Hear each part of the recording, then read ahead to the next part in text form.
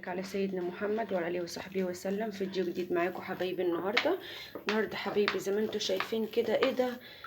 قشطه وسمنه وحته، هنقول ايه، ربع كوبايه زبده مع 3 كوبايات زيت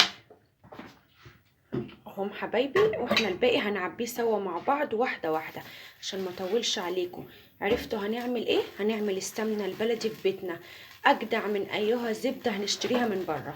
احلى زبده وسمنه بلدي هتعمليها في بيتك ب3 كوبايات زيت وربع كيلو قشطه.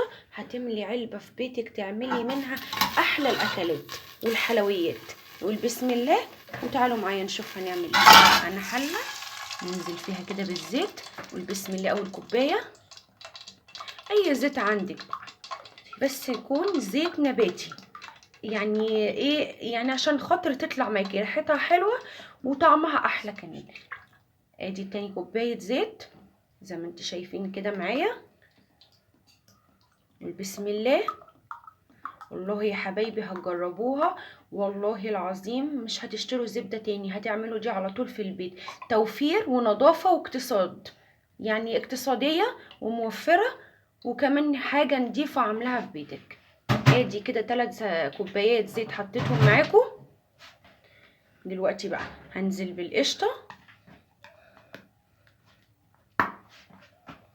بس عشان القشطة انا مجمعاها وشايلاها في الفريزر في العلبة زي ما انتم شايفين. نزلت كده عليها في الزيت، وهنزل دلوقتي بربع كوبايه زبده و3 معالق. مش حابه تحطيهم ما تحطهمش، انا بزود الطعم اكتر. وبس كده خلصت الزبده وخلصت السمنه البلدي. حابه تحطي الزبده دي تحطيها، مش حابه براحتك. يبقى الزيت والقشطه يكفي عندك. زي ما انت شايفه كده القشطه بتدوب وبتفك كده. هسيبهم بقى يدوبوا وياخدوا الفكه بتاعتهم والغلوه، وهرجع لكم اوريكم الشكل بتاعها ونشوف هنكملها ازاي مع بعض. رجعت لكم تاني حبايبي زي ما انتم شايفين كده، بعد ما ساحت القشطه مع الزيت مع الزبده. للامانه حبايبي انا حطيت نص كوبايه لبن وحطيت نص كوبايه ميه، يعني نص كوبايه لبن على نص كوبايه ميه. وزي ما انتم شايفين كده، انت حابه تحطي اللبن حابه تحطي الزبده حطيهم، مش حابه يبقى الزيت 3 كوبايات زيت وربع كيلو قشطه، وهتعملي احلى سمنه بلدي في بيتك.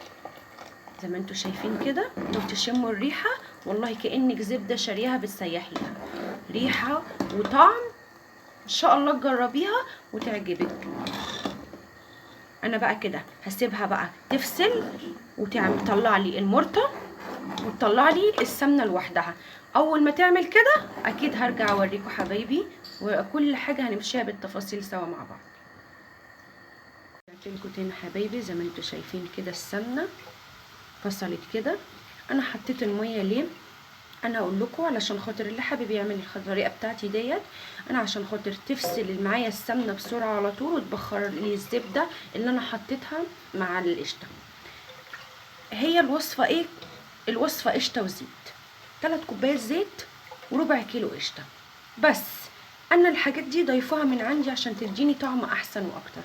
وزي ما انتم شايفين كده والله ريحه وطعم ومرته كمان هتطلع للي انتوا لو انتوا بتحبوها، يعني احلى سمنه في بيتك هتعمليها.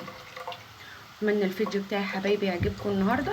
هنعمل ايه بس عشان خاطر اقول لكم ان انا هصفي السمنه ديت واحطها في علبه، اسيبها بره، اشيلها في تلاجة براحتي، وكل ما عاوز اخد منها معلقه.